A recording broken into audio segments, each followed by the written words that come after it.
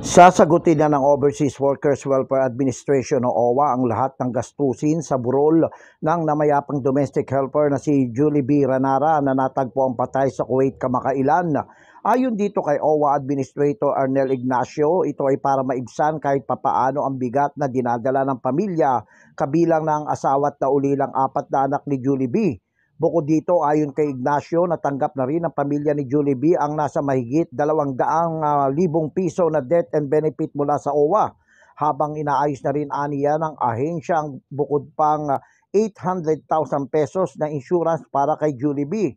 Samantala, wala pang petsa sa libing ni Julie B pero inaayos na ng mga kamag-anak ang paglalagakan ng mga labi nitong si Julie B sa isang pribadong sementeryo sa lungsod ng Las Piñas.